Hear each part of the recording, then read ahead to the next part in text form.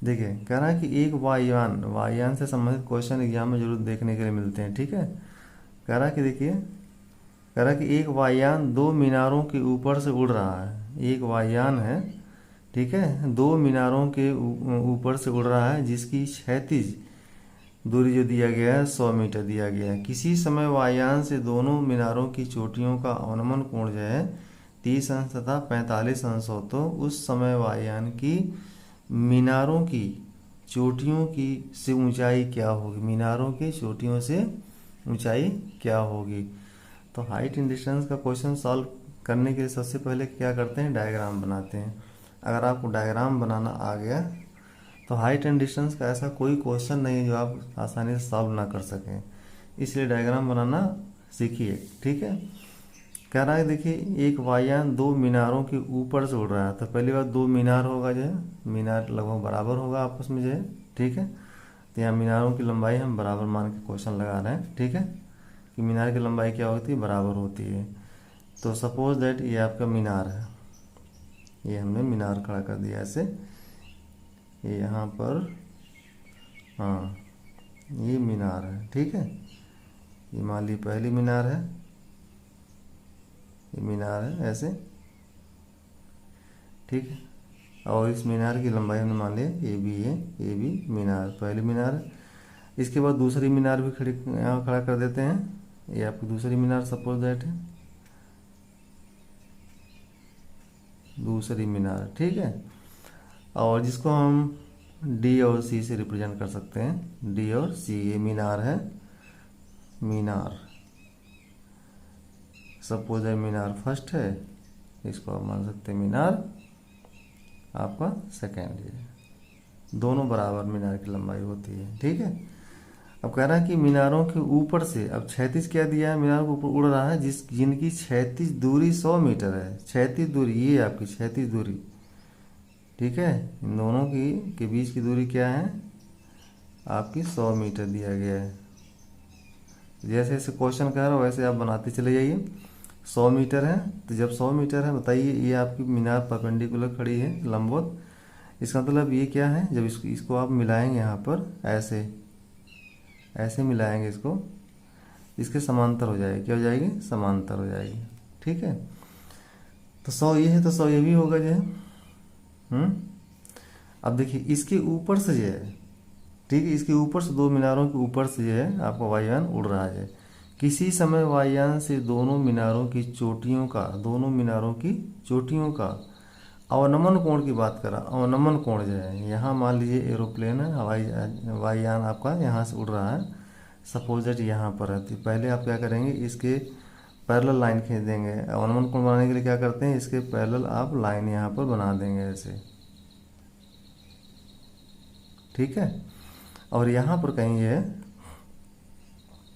Suppose that यहाँ पर आपका वायुयान है, यहाँ पर मान लीजिए यहाँ पर ई बिंदु पर यहाँ पर वायुयान है। ठीक, तो कह रहा है कि वायुयान से ये दोनों मीनारों के अवनमन कोण 30 अंश है और 45 अंश है। तो अवनमन कोण क्या होगा, मान लीजिए पहले आप मीनार से बना रहे हैं अवनमन कोण, तो अवनमन कोण जब इसकी यहाँ से इसको मिला देंगे, ठीक है, तो ये आपका अवनमन कोण होगा, यहाँ से बनेगा, ये मान लीजिए 30 अंश है, तो ये भी कितना होगा, 30 अंश ही होगा। इसका कॉन्सेप्ट आप लोग पढ़ चुके होंगे 10वीं क्लास में जो है। ठीक है, कि जब दो समांतर रेखाओं को जो है कोई तिर्यक रेखा काटती है, इस प्रकार से बना हुआ क्या एकांतर कोण क्या होता है, बराबर होता है। तो ये पैरेलल इसके माना जाता है, पैरेलल जो है, और इसकी तिर्यक रेखा इसको काट रही है, इस प्रकार से जो एंगल बनेगा यहाँ पर, इस एंगल का मान जितना होगा उतना ही इस एंगल का मान होगा। ठीक है, इसलिए यहाँ पर अवनमन कोण कितना हो जाएगा, 30 अंश हो जाएगा। अब देखिए कह रहा है कि तथा 45 अंश है, कितना है, 45 अंश है, तो 45 अंश यहाँ पर देखिए, इससे जो है यहाँ पर 45 अंश बन रहा है। इस एंगल का मान कितना है, 45 डिग्री अवनमन कोण बना रहा। ये 45 होगा तो यहाँ पर भी 45 हो जाएगा। ठीक है, अब देखिए ये 30 अंश हो गया, या 45 अंश हो गया हो, तो उस समय वायुयान की मीनारों की चोटियों से, मीनारों की चोटियों से ऊंचाई क्या होगी, तो ऊंचाई क्या करते हैं, ऊंचाई क्या करेंगे, ऊंचाई निकालने के लिए क्या क्या करेंगे आप, इसको यहाँ से परपेंडिकुलर कर देंगे, यहाँ पर लंबवत कर देंगे, तभी तो ऊंचाई आएगी यहाँ पर। तो मान लीजिए आपका ये एच पॉइंट दिया गया है, एच पॉइंट है, आपको इसकी माप निकालना है। क्या निकालना है? इसकी माप निकालना है, ठीक है। ये आपका ई एच की माप, ई एच की माप आपको निकालना है कि मीनारों से जो वायुयान की ऊंचाई है वो कितना है, ठीक है। अब देखिए how to solve this problem, कैसे इसको सॉल्व करेंगे। सबसे पहला काम जो आपका ये आपका दिया गया है 100 मीटर लंबाई दिया गया है, ठीक है, ये दिया गया लंबाई, और इसके बाद देखिए एंगल दिया गया है अनुमान कोण, इस पर विचार करिए। जो ये 30 अंश है, ये 45 अंश है। तो सबसे पहले हम त्रिभुज, ये त्रिभुज जो है, सबसे पहले हम त्रिभुज आपका ई एच सी में, त्रिभुज ई एच सी में हम देखते हैं, ई एच सी में जो है ये आपका परपेंडिकुलर है, इसका मतलब क्या 90 डिग्री है ये एंगल जो है, ठीक है, ये 90 हो है। तब देखिए दिया गया अनुमान कोण यहाँ पर कितना 45 अंश, तो ये भी कितना होगा आपका जो है, ये भी कितना होगा 45 अंश ही होगा, ठीक है। तो जब ये 45 हो गया, ये 45 हो गया, तो आपकी ये साइड क्या हो जाएगी, ये साइड के बराबर हो जाएगी। सो देयरफॉर क्या हो जाएगा, आप कितना हो जाएगा आपका, सो देयरफॉर आपका हो जाएगा ई एच बराबर, ई एच बराबर आपको हो जाएगा एच सी, ठीक है। इसको सॉल्व करने की आवश्यकता नहीं है, देखिए 45 से भी 45 हो जाएगा, इसका मतलब कि ये साइड इस साइड के बराबर हो जाएगी, ठीक है। इस सौदेर पर ई एच बराबर कितना हो जाएगा, सी एच हो जाएगा। ये पहले आपने कंडीशन निकाल लिया कि दोनों की लंबाई क्या है, ये ऊंचाई की लंबाई यहाँ से यहाँ तक की लंबाई के बराबर है, ठीक है। अब देखिए यहाँ पर देखिए दूसरा जो एंगल आपका दिया गया है 30 और 30 यहाँ पर दिया गया है। तो अब आप दूसरे सेकंड त्रिभुज में आएंगे, त्रिभुज आपका E H D, E H B में, ठीक है, ई एच बी में क्या लेंगे यहाँ पर देखिए, यहाँ ले लीजिए, निकाल लीजिए आपका tan, निकाल लीजिए tan 30 अंश का मान, tan 30 अंश बराबर क्या हो जाएगा आपका tan 30 अंश, ये थीटा है, इसके सामने यह ऊंचाई है ना। तो क्या हो जाएगा यहाँ पर लंब बटे आधार, तो लंब क्या है, लंब आपका जो है, लंब आपका ई एच है, ई एच, और आधार क्या आपका, आधार आपका देखिए बी एच, क्या है, बी एच है, ठीक है, आधार क्या है बी एच है। तो अब tan 30 अंश का मान क्या होता है, आप जानते हैं tan 30 अंश का मान क्या होता है 1/√3, ये हो जाएगा आपका ई एच अपान बी एच को क्या ले सकते हैं, बी एच का मान क्या होगा, बी एच का मान क्या होगा, यहाँ पर आप बी एच का मान लिख सकते हैं। देखिए बी सी का मान दिया गया है, यहाँ से यहाँ तक दिया गया है 100 मीटर दिया गया है, ठीक है। और जब इतना डिस्टेंस निकाल देंगे तो बी एच का मान निकल जाएगा। तो बी एच का मान कैसे निकालेंगे, यहाँ से आएगा 100, ये पूरा 100 है, और उसमें से ये माइनस कर देंगे आप जो है 100 minus C H, 100 minus C H, ये यहाँ से यहाँ तक की डिस्टेंस हो जाएगी, ठीक है। और जबकि यहाँ से यहाँ तक कितना है, यहाँ से यहाँ तक सी एच है, देखिए सी एच, या एच सी कहिए या सी एच कहिए। तो आपका बी एच का मान क्या है, बी एच का मान आप जहाँ बी एच है इसकी जगह पर आप लिख सकते हैं 100 minus C H, 100 minus C H. आशा करता हूँ कि आपको अच्छी तरह समझ में आ रहा होगा जो है, इसको आप इस तरह लिख सकते हैं ई एच आपका 100 माइनस सी एच, ठीक है। तो सो देयरफॉर यहाँ पर आप यहाँ तक पहुँच गए आप कि ई एच अपान जो है 100 minus C H, 100 minus C H, ठीक है। अब देखिए सी एच यहाँ पर जो है सी एच किसके बराबर है, एच सी या सी एच बराबर किसके है, ई एच के बराबर है। तो आप यहाँ लिख सकते हैं, आप ई एच लिख सकते हैं, ई एच, ठीक है। ई एच बराबर आपको हो जाएगा 1/√3, आप साइड में लिख सकते हैं सिंस, चूंकि ई एच बराबर एच सी या सी एच, ठीक है। तो जहाँ सी एच था हमने रख दिया ई एच रख दिया, ठीक है। अब क्या करेंगे, अब क्रॉस मल्टीप्लिकेशन करके सिंप्लीफाई करेंगे, ये हो जाएगा आपका जो है √3 ई एच √3EH, ठीक है, √3EH हो जाएगा आपका। √3EH बराबर आपको हो जाएगा 100 माइनस EH, 100 माइनस EH। तो EH को आप इस साइड में ला सकते हैं, ठीक है, EH को आप इस साइड में लाएंगे तो जाएगा आपका √3EH प्लस EH बराबर 100, बराबर 100, ठीक है, बराबर 100 जो है। तो EH यहाँ पर कॉमन आपका है, EH क्या है यहाँ पर कॉमन ले लेंगे और इस तरह से √3 प्लस 1 बचेगा बराबर 100, ठीक। तो सो देयरफॉर आपका जब EH की वैल्यू निकालेंगे, EH बराबर आपका हो जाएगा, कितना हो जाएगा, EH बराबर आपका हो जाएगा 100 अपान √3 प्लस 1, √3 प्लस 1। तो आपने निकाला जो है, आपने निकाला EH का मान, EH बराबर आपने निकाला कितना, आपने निकाला 100 अपान √3 प्लस 1। और सिंप्लीफाई करेंगे तो इसे कॉन्जुगेट से मल्टीप्लाई कर देंगे। तो कॉन्जुगेट मीन्स क्या है, √3 प्लस 1 है तो आप मल्टीप्लाई करेंगे √3 माइनस 1 न्यूमरेटर, और डिनोमिनेटर में जो है यहाँ पर लिख देंगे यहाँ √3 माइनस 1 जो है, ठीक है। तो अब देखिए a प्लस बी और a माइनस बी, ठीक है, इस तरह हमने पहले लेक्चर वीडियो में बता चुके हैं, सब जो है पढ़ा चुके हैं। जो लोग वीडियो को नहीं देखे हैं कृपया देखें, उसको जो है सारा डिटेल में बताया गया है। तो a प्लस बी और a माइनस बी का मल्टीप्लिकेशन क्या होता है, a square minus B square होता है। a की जगह पर √3 है और b की जगह पर 1 है, ठीक है। तो √3 का स्क्वायर करेंगे कितना हो जाएगा आपका, 3 हो जाएगा, और 1 का स्क्वायर 1 हो जाएगा। तो यहाँ पर क्या हो जाएगा आपका 100 √3 माइनस 1, और यहाँ पर कितना आएगा 3 माइनस 1, 3 माइनस 1, ठीक है। तो और सिंप्लीफाई करेंगे 100 और ब्रैकेट में √3 माइनस 1 अपान 2 हो जाएगा, डिवाइड करेंगे 50 हो जाएगा, और इस तरह से कितना हो जाएगा 50 √3 माइनस 1, ठीक है। तो जो आपका 50 इंटू √3 माइनस 1 आ गया, यही क्या है आपका, यही EH है, यही EH है, मीन्स दो मीनारों के ऊपर जो है जो ऊंचाई पे वायुयान उड़ रहा है उसकी डिस्टेंस है, यही आपकी ऊंचाई हो जाएगी। आंसर ही जाएगा आपका 50 इंटू √3 माइनस 1। तो क्वेश्चन देखने के लिए आपको लग रहा है लंबा, लेकिन बहुत ही कॉन्सेप्टुअल है। अगर ये क्वेश्चन आपको समझ में आ गया होगा तो इससे रिलेटेड जो है तमाम तरह के जितने भी क्वेश्चन हैं आप आसानी से सॉल्व कर सकते हैं जो, ठीक है।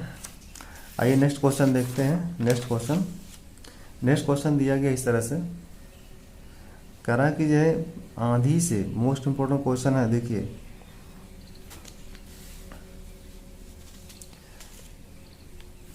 करा कि आंधी से जो है देखिए, करा कि आंधी से एक पेड़ का ऊपरी हिस्सा, बहुत इंपॉर्टेंट क्वेश्चन है, आंधी से एक पेड़ का ऊपरी हिस्सा टूटकर पृथ्वी से 30 अंश का कोण बनाता है, ठीक है। कितना अंश का कोण बनाता है, 30 अंश का कोण बनाता है, बनाता। पेड़ की जड़ से उस स्थान की दूरी जहां पेड़ का सिरा पृथ्वी को छूता हो, ठीक है, 15 मीटर है, तो पेड़ के टूटे भाग की लंबाई क्या होगी, ठीक है। तो सबसे पहले क्या क्या काम करेंगे, आप एक पेड़ बनाएंगे, क्या बनाएंगे, पेड़। आंधी से एक पेड़ का ऊपरी हिस्सा टूट कर जाए, तो पहले आप पेड़ बना दीजिए एक, जो है यहाँ हमने पेड़ बना दिया ऐसे, ठीक है, सीधे खड़ा है ऐसे है, एक पेड़ हो गया। सपोज दैट आपका है, इस पेड़ का नाम ने रख दिया AB जो है, क्या रख दिया AB, और ये पृथ्वी पर खड़ा है तो क्षैतिज लाइन बना दी ऐसे जो है, लंबवत खड़ा होगा जो है सीधे, ठीक है।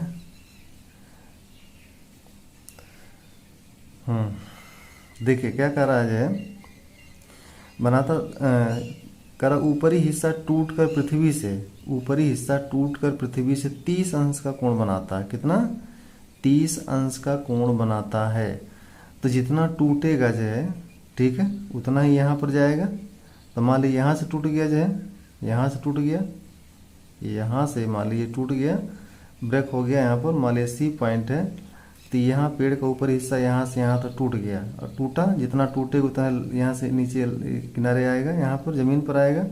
तो सपोज दैट ये आपको टूट करके ऐसे यहाँ पड़ गया, इस बिंदु पर डी पॉइंट पर गिर पड़ा। ए बिंदु जो है आकर के ऐसे टूट करके लटक के यहाँ पे गिर गया। ठीक है, तो इस तरह से क्या बनेगा इसका, इस तरह से 30 अंश का कोण बना रहा है। कितना? 30 अंश का कोण बना रहा है। अब बताइए, समझने वाली बात, ये पेड़ की ये टूटा हुआ भाग है, ये जो टूटा हुआ भाग है इसके क्या होगा, बराबर होगा। मतलब जितना टूटा है वो इसी यहाँ से यहाँ तक इसकी डिस्टेंस है। ठीक, अब कह रहा है कि यह पेड़ की जड़ से उस स्थान की दूरी जहाँ पेड़ का सिरा पृथ्वी से छूता 15 मीटर है। मतलब क्या, यहाँ से यहाँ तक लंबाई क्या है, 15 मीटर है। बी से लेके डी तक कितना है, 15 मीटर है। ठीक है, तो पेड़ के टूटे भाग की लंबाई ज्ञात करना। तो पेड़ के टूटे भाग की लंबाई ज्ञात करना आपको जो है, मीन्स क्या, आपको डी सी की लंबाई ज्ञात करना। डी सी मीन्स क्या, ए सी की माप ज्ञात करना। ए सी की माप, ये जो टूटा है यहाँ से यहाँ तक, ठीक है, यहाँ से यहाँ तक, ये क्या है, ए सी है। ए सी की माप ज्ञात करना है। ए सी का माप मतलब क्या, ए सी बराबर क्या आपका यहाँ पर डी सी होगा, जो है जितना टूटा वही उसकी टूटे भाग की लंबाई यहाँ पर है। तो आप ए सी निकालिए। ए सी कैसे निकलेगा, ए सी निकालने के लिए आपको डी सी निकालना पड़ेगा, यहाँ से यहाँ तक जो है। ठीक है, जो डी सी की माप होगी वही आपकी ए सी की माप हो जाएगी। तो अब यहाँ पर देखिए दिया गया, यहाँ पर आपको ये निकालना है। अब एक प्रकार से यहाँ पर देखिए क्या है, ये त्रिभुज सी बी डी, त्रिभुज सी बी डी पर विचार करिए। सी बी डी पर जो है, त्रिभुज सी डी बी में जो है ये आपका समकोण त्रिभुज शो कर रहा है, आपका 90 डिग्री है। ठीक है, और ये आपका क्या है, क्षैतिज में आधार हो जाएगा, आपका एक कर्ण हो जाएगा। तो आप यहाँ देखिए 30 अंश दिया गया है, आप इसमें ये दिया गया है तो आपको निकालना ये, इसलिए इन दोनों में रिलेशन क्या बनाता है आपका, कास निकालेंगे। क्या निकालेंगे, कास। तो कास 30 अंश का मान क्या हो जाएगा यहाँ पर, कास 30 अंश कैसे निकालेंगे, कास तो क्या होता है, आधार बटे कर्ण होता है। तो आधार कितना आपका है, आधार 15 है, और आपका कर्ण क्या है आपका डी सी, मान लीजिए सी डी, ये सी डी। ठीक, तो कास 30 अंश का मान कितना होता है आपका, जो है जो वैल्यू साइन 60 अंश की होती है वही कास 30 अंश का मान होता है। तो ये करणी में 3/2, करणी 3/2 बराबर कितना है, 15 बटे सी डी, 15 बटे सी डी। क्रॉस मल्टीप्लिकेशन करेंगे तो आपको जाएगा √3 सी डी बराबर आपको जाएगा 15 दूना 30 हो जाएगा, यहाँ पर 30 हो जाएगा। तो सी डी की माप कितना हो जाएगी, 30 बटे कड़ी में 3, √3 से मल्टीप्लाई कर देंगे यहाँ पर ऊपर नीचे, ये 3 हो जाएगा।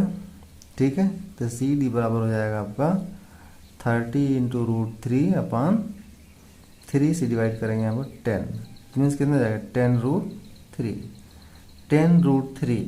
10√3। अब सी डी क्या है, सी डी बराबर क्या आपका है, ए सी है। सी डी बराबर ए सी है, पेड़ के टूटे भाग की माप है। पेड़ के टूटे हुए जो भाग की माप है, जो टूटा हुआ भाग है उसकी माप कितना आ गई आपकी, 10 करणी में 3, 10 करणी में 3। ठीक है, 10 करणी में 3 मीटर, ये आपका आंसर हो जाएगा जी। आशा करता हूँ कि आपको समझ में आ गया होगा। आइए नेक्स्ट क्वेश्चन देखते हैं। नेक्स्ट क्वेश्चन आपको इस तरह दिया गया है, कह रहा है कि एक पोल, मोस्ट इंपॉर्टेंट क्वेश्चन है, छोटा क्वेश्चन है लेकिन बहुत अच्छा क्वेश्चन है। देखिए कह रहा है एक पोल जितना ऊंचा है उतना ही उसके प्रतिबिंब की लंबाई है, प्रतिबिंब के सिरे का उन्नयन कोण का मान क्या होगा। बिल्कुल आप 1 मिनट के अंदर ही आप क्वेश्चन सॉल्व कर सकते हैं इसको। जो है कह रहा है कि एक पोल जितना ऊंचा है, ठीक है, उतना ही क्या है उसके प्रतिबिंब की लंबाई है। तो मान लिया ये हमने पोल बना दिया यहाँ पर, ये पोल सपोज दैट ये पोल है, जितना ये पोल की माप है, ठीक है, उतना इसका प्रतिबिंब है, इसका मतलब क्या, उतना ही क्या उसकी परछाई है, प्रतिबिंब का मतलब कि परछाई है। तो ये जो आपकी माप है, मान लीजिए हमने मान लिया ए बी है, पोल की माप जो है, इतना ही परछाई बनेगी, तो परछाई हमने बना दिया इतना जो है। इसका मतलब क्या है, ये साइड इस साइड के बराबर है, क्या है, बराबर है। लंबाई के बराबर प्रतिबिंब की लंबाई के बराबर प्रतिबिंब के सिरे का उन्नयन कोण निकालना, सिरे के उन्नयन कोण निकालना मीन्स क्या है, इस कोण का मान आपको निकालना है। तो वेरी सिंपल, इसको तो लगाने की कोई आवश्यकता नहीं पड़ेगी। ये परछाई है, ठीक है, ये परछाई है, ये दिया गया आपका पोल। तब पोल की दिया गया आपका ए बी बराबर पोल की लंबाई बराबर परछाई की लंबाई प्रतिबिंब की लंबाई, ए बी बराबर क्या, बी सी है। जब किसी त्रिभुज समकोण त्रिभुज में ए बी बराबर आपका दो भुजाएं आपस में बराबर होती हैं, तो उनके आमने सामने कोण भी बराबर होता है। तो ये 90 डिग्री है, ठीक है, ये दोनों बराबर दिया गया, इट मीन्स ये कोण इस कोण के क्या होगा, बराबर होगा, ठीक है। अगर इसको मानते हैं, x मानते हैं तो भी x मान होगा, ये 90 है तो दोनों मिलकर 90 होगा। इसका मतलब क्या है, 2x का मान क्या है आपका 90 है, x का मान कैसे निकालेंगे, 90/2 कर देंगे, कितना जाएगा 45 अंश। वैसे भी 45 अंश होगा, लगाने की कोई ज़रूरत नहीं इसको है, ठीक है। ये 45 अंश हो जाएगा, कितना जाएगा 45 अंश। तो इस तरह से उन्नयन कोण का मान कितना जाएगा, 45 अंश हो जाएगा। ये आपका आंसर हो जाएगा, वेरी सिंपल क्वेश्चन है, ठीक है। आइए नेक्स्ट क्वेश्चन देखते हैं। नेक्स्ट क्वेश्चन आपका दिया गया है, मोस्ट इंपॉर्टेंट क्वेश्चन है। कह रहा है कि जो है एक मकान से 60 मीटर दूरी पर, एक मकान से, इंपॉर्टेंट क्वेश्चन देखिए, एक मकान से 60 मीटर दूरी पर खड़ा एक प्रेक्षक देखता है, प्रेक्षक देखता है कि मकान पर लगे हुए एक झंडे के सिरे का उन्नयन कोण 60 अंश है तथा झंडे के पाद का उन्नयन कोण आपका जो है 45 अंश है। तो झंडे की लंबाई ज्ञात कीजिए। झंडे से संबंधित क्वेश्चन ज़्यादातर क्वेश्चन एग्जाम में देखने के लिए मिलते हैं। आइए देखते हैं कैसे सॉल्व करेंगे इसको, इस क्वेश्चन को जो है, ठीक है। तो कह रहे एक मकान से 60 मीटर की दूरी पर, एक मकान से 60 मीटर की दूरी पर, तो पहली बात तो मकान बनाइए, ऐसे हमने बना दिया, ये मकान है, क्या ये मकान है, ठीक है। और मकान की माप ने दे दिया, ये ए है, ये बी है, ठीक है, ये क्या है आपका मकान है, ठीक है। क्वेश्चन जैसे कह रहा हो वैसे आप करते चले जाइए। 60 मीटर की दूरी पर एक मकान, 60 मीटर की दूरी पर, तो हमें सपोज दैट यहाँ से लेकर यहाँ तक क्या है, इसकी लेंथ आपकी जो है क्षैतिज क्या है आपकी 60 मीटर है, क्लियर, ये 60 मीटर है, ठीक है। और यहाँ पर हमने मान लिया है ये आपका डी पॉइंट दिया गया है, या चलिए यहाँ पर डी पॉइंट रख देते हैं, डी पॉइंट दिया गया है, ठीक। यहाँ से ये इसका बी पॉइंट दिया गया है। खड़ा एक प्रेक्षक देखता है कि मकान पर जो है 60 मीटर दूरी पर खड़ा, यहाँ पर खड़ा एक प्रेक्षक देखता है कि मकान पर लगे हुए एक झंडे के सिरे का उन्नयन कोण जो है, अब इसके ऊपर झंडा एक लगा हुआ, क्या लगा हुआ, झंडा लगा हुआ, तो झंडा लगा दीजिए यहाँ पर जो है, ये आपका झंडा लग गया जो है, यहाँ से यहाँ तक, यहाँ से यहाँ तक क्या है, ये झंडा है, ये झंडा है, झंडा तो सब लोग जानते होंगे, ठीक, ये झंडा है, ठीक है।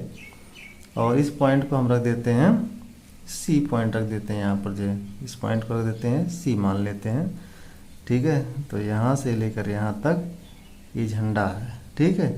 तो झंडे की माप मान लिया x है, यहाँ से लेके मतलब क्या सी बी बराबर हमने मान लिया झंडे की लंबाई कितना x मीटर है, क्या है x मीटर है, ठीक है।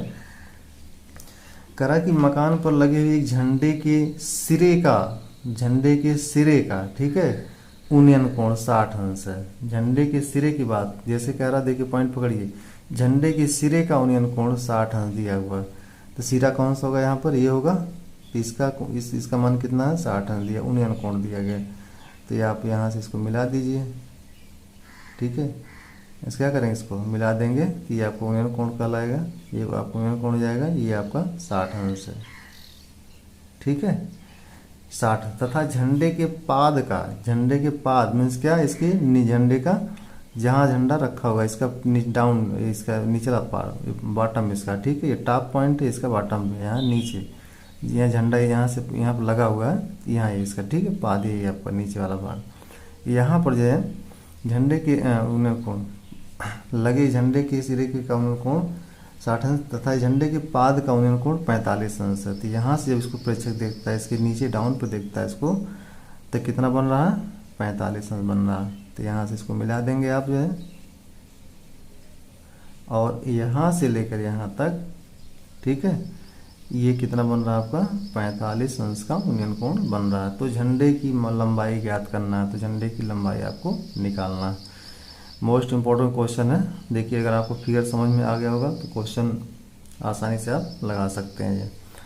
अब देखिए सबसे पहला काम क्या करेंगे, आपको निकालना क्या है, इसकी लंबाई आपको निकालना है, BC की लंबाई जो कि झंडे की माप हो गई है, ठीक है।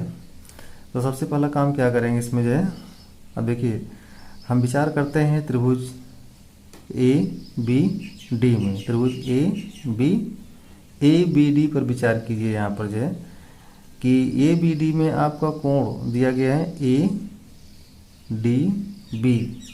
ADB मीन्स ये कोण कितना है आपका, 45 अंश है। कितना है, 45 अंश, ठीक है। जब ये कोण आपका 45 अंश दिया गया है, ये आपका 90 है ही है, ठीक है, क्योंकि लंबवत खड़ा हुआ। तो आपकी ये दूसरा कोण क्या होगा, सो देयरफॉर कोण DBA, कोण DBA ये कितना हो जाएगा आपका, 45 अंश हो जाएगा, क्योंकि 90 तो ऑलरेडी ये है ही है, ये दोनों मिलकर 90 होंगे, तो 45 ये दिया गया, इसका मतलब 45 ये भी होगा जो, ठीक है। ये भी कितना हो जाएगा आपका, 45 डिग्री हो जाएगा, ठीक है। क्यों, क्योंकि त्रिभुज के तीनों अंतःकोणों का मान कितना होता है, 180 होता है, ठीक है। ये 90 है अकेले, तो ये दोनों मिलकर 90 होंगे, ये 45 दिया तो कितना हो जाएगा, 45 अंश हो जाएगा। तो सो देयरफॉर ये कितना हो जाएगा आपका, 45 अंश हो जाएगा, ठीक है। यहाँ तक क्लियर हो गया होगा आपको जो है। तो जब ये 45 अंश हो गया तो आप जानते हैं किसी भी त्रिभुज में जब दो कोण आपस में बराबर होते हैं आमने सामने के, तो उनकी भुजाएं भी क्या होती हैं, बराबर होती हैं। तो ये आपका कोण बराबर इसके है, इसका मतलब ये जो आपकी साइड होगी AB बराबर कितना हो जाएगा आपका, AB बराबर आपका हो जाएगा AB बराबर आपका हो जाएगा AD, और AD का मान दिया गया आपका 60 मीटर दिया गया है। AD का मान दिया गया 60 मीटर, तो सो देयरफॉर AB बराबर कितना हो जाएगा, AB कितना हो जाएगा, 60 मीटर हो जाएगा, ठीक है। तो इसको आपको समझाने के लिए हम इतना लिखे हैं, बाकी आप कॉन्सेप्ट से 1 मिनट के अंदर भी इसको आप हल कर सकते हैं, ठीक है। AB की माप कितना हो जाएगी, 60 मीटर हो जाएगी। अब देखिए जब ये 60 मीटर हो गया, यहाँ से यहाँ तक 60 मीटर हो गया, आपको निकालना है BC की माप निकालना है। तो BC किस ट्रायंगल बन रहा है, आप इस पर विचार करेंगे, त्रिभुज ACD में। अब किस पर विचार करेंगे हम जो है, अब हम देखिए ध्यान देंगे यहाँ पर त्रिभुज ACD में ACD को विचार करेंगे। तो यहाँ पर देखिए यहाँ से यहाँ तक जो पूरा एंगल है, एंगल CDA का मान 60 अंश दिया गया है, ठीक है। और यहाँ से लेकर यहाँ तक AC की माप क्या होगी, AC यहाँ पर ले लेंगे tan 60 अंश, tan 60 अंश निकालेंगे। tan 60 अंश, देखिए tan 60 अंश बराबर क्या हो जाएगा, आप जानते हैं लंब बटे आधार होता है tan, ये लंब हो गया आपका, लंब क्या होगा आपका AC, आधार क्या होगा आपका जो है, आधार की माप कितना आपकी होगी, 60 हो जाएगी, ठीक है। अब देखिए tan 60 अंश का मान कितना होता है, tan 60 अंश का मान आपका होता है √3 होता है, तो आप यहाँ लिख देंगे √3, ठीक है। और AC को आप क्या लिख सकते हैं, AC को आप लिख सकते हैं जो है, यहाँ पर AC को लिख सकते हैं, ठीक है। AC को आप क्या लिख सकते हैं, AB प्लस BC अपन 60, AB प्लस BC ये लिख सकते हैं ना। और जबकि AB का मान क्या है, AB का मान आपका 60 है, कितना आपने निकाला 60 है, ठीक है। और BC का मान क्या आपने माना, इसको x माना, ठीक है। तो आप लिख सकते हैं यहाँ पर 60 प्लस x अपन 60 हो जाएगा, ठीक है। अब इसको आप सॉल्व सिंप्लीफाई करेंगे इसको, ठीक है। तो क्या करेंगे, क्रॉस मल्टीप्लिकेशन कर देंगे इसको, तो जाएगा 60 √3 बराबर 60 प्लस x, ठीक है। x की माप आपको निकालना है, इसलिए इसको इधर लाएंगे, तो कितना हो जाएगा आपका, ये जाएगा 60 अंडर रूट 3 माइनस 60 बराबर x। 60 कॉमन हो जाएगा रूट 3 माइनस 1 बराबर हो जाएगा आपका x से है, बराबर कितना हो जाएगा x से है। तो x बराबर x क्या है, x क्या आपका है, ये x क्या है, झंडे की माप है, झंडे की लंबाई है, झंडे की लंबाई। तो झंडे की लंबाई कितना हो गई, ये आपको जाएगा 60 ब्रैकेट में under root 3 minus 1, 60 under root 3 minus 1, ये झंडे की लंबाई यही हो जाएगी और यही आपका आंसर हो जाएगा, ये आपका आंसर हो जाएगा। ठीक है, तो आशा करता हूँ कि बताया गया हर स्टेप अच्छी तरह समझ में आया होगा आपको जो है। ठीक है, तो ये आज का लेक्चर आपको कैसा लगा, अगर आपको अच्छा लगा तो कृपया लाइक करें, चैनल पर पहली बार विजिट किया सब्सक्राइब करें और इसी तरह से लेटेस्ट वीडियो पाने के लिए बेल आइकन प्रेस करें ताकि आपको समय से नोटिफिकेशन प्राप्त हो सके। Thanks for watching.